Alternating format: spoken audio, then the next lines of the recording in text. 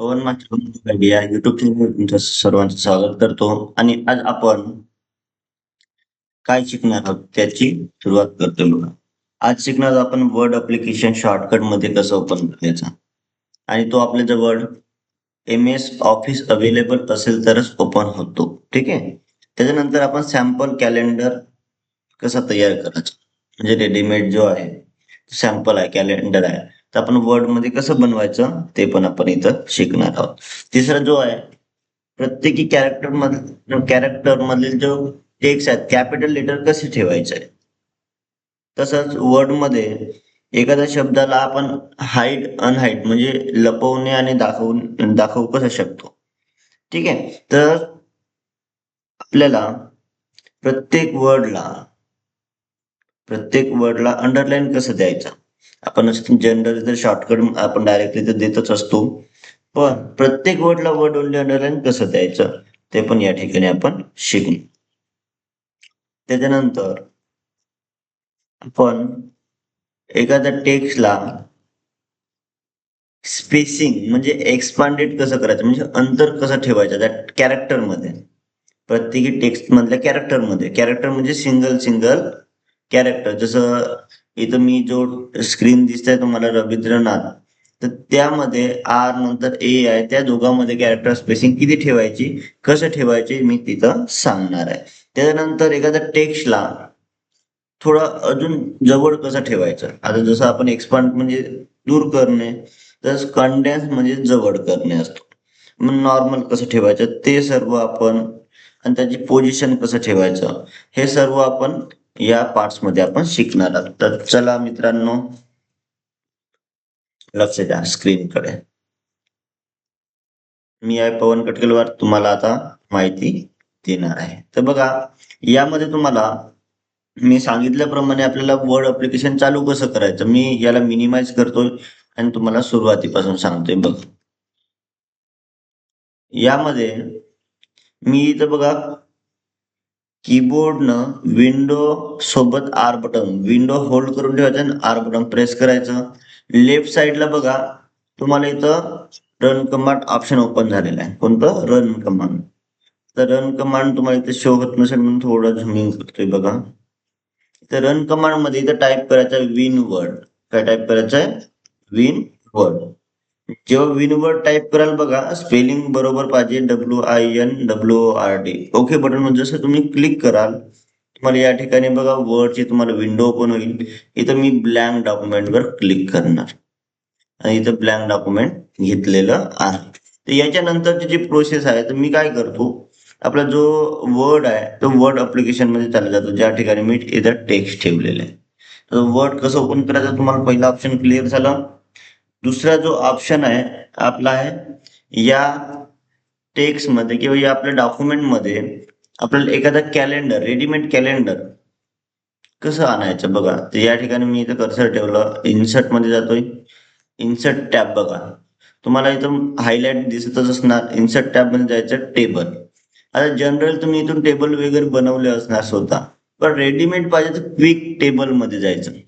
या ठिकाणी बघा बिल्ट इन कॅलेंडर 1 2 3 इथे टॅब्युलर लिस्ट इथे खूप सारे ऑप्शन दिले रेडीमेड. तुम्ही इथं जर टिक कराल तर तुम्हाला डायरेक्टली टेबल येतं. एवढं काहीच नाही या टेबलला जर सिलेक्ट करून तुम्हाला जे काही बॉर्डर द्यायचे तुम्हाला त्यासाठी टेबल वगैरे इथं येऊन जातो टूल्स येतो आणि तिथून तुम्ही अप्लाय सुद्धा करू शकता. कलर पण देऊ शकता काढू शकता. ठीक आहे. मी इथं टेबल डिलीट करून घेतो. Delete table. ओके. तुम्हाला दुसरं पण ऑप्शन समजलं. त्याच्यानंतर आहे आपण म्हटलं होतं प्रत्येक कॅरेक्टर मध्ये कॅपिटल लेटर कसं करायचं. तर बघा या ठिकाणी तुम्हाला इथे दिसत असणार थोडं झूमिंग करतो. या ठिकाणी पहिला जो पॅराग्राफ आहे तर याच्यावर मी डबल टॅप करतो. बघा डबल क्लिक करायचं असं. डबल क्लिक केलं. आता बघा मला काय करायचं प्रत्येकी कॅरेक्टर काय करायचं कॅपिटल.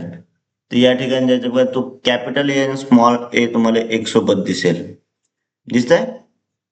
आणि इथं तुम्ही माउस पॉइंटर जर नेणार तुम्हाला चेंज केस म्हणून ऑप्शन सुद्धा आहे. ठीक आहे. तिथं जायचं टिक करायचं. इथं अप्पर केस म्हणजे सर्व लेटर कॅपिटल येईल. लोअर केस म्हणजे स्मॉल येतील.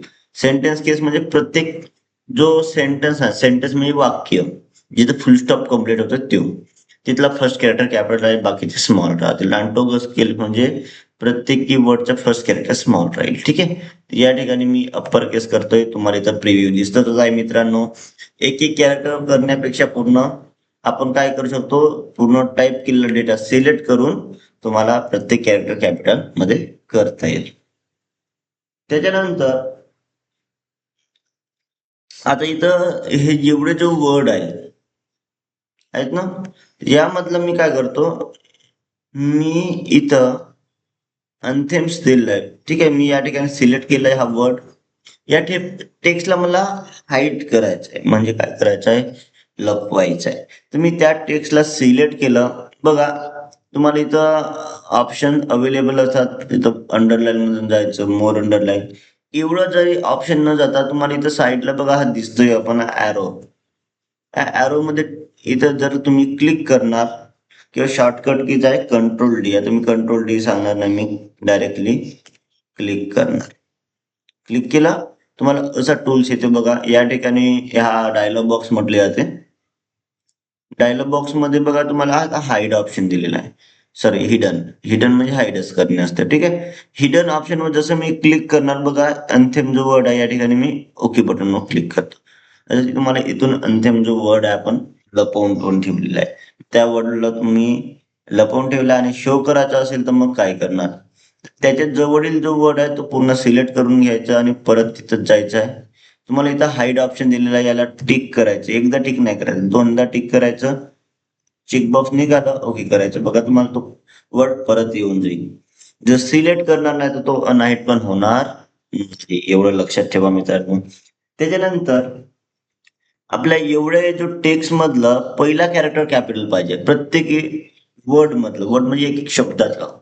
तर प्रत्येक वर्ड मधला फर्स्ट कॅरेक्टर कॅपिटल पाहिजे, बाकीचे स्मॉल पाहिजे त्या वर्ड मधले कॅरेक्टर. तर अशा वेळेस परत त्या चेंज केस मध्ये जा. आता मी इथं झूम नाही करत, तुम्हाला माहिती आहे ऑप्शन. इथं कॅपिटलाइज इच वर्ड म्हणून असते ऑप्शन. बघा कोणता आहे, कॅपिटलाइज इच वर्ड. प्रत्येक वर्डचं फर्स्ट कॅरेक्टर तुम्हाला कॅपिटल दिसेल मित्रांनो. ठीक आहे. एक एक तुम्हाला करायची गरज नाही पडत. तुम्ही काटून टाईप कराल कॅपिटल लेटर, स्मॉल लेटर वगैरे, त्यापेक्षा तुम्ही डायरेक्टली इथून करू शकता. त्याच्यानंतर आपण प्रत्येकी वर्डला अंडरलाईनचं शॉर्टकटली आपण देऊ शकतो. अंडरलाईन देऊ शकतो, थिक अंडरलाईन देऊ शकतो. पण कंडिशन अशी आहे की मला प्रत्येकी वर्डला अंडरलाईन पाहिजे.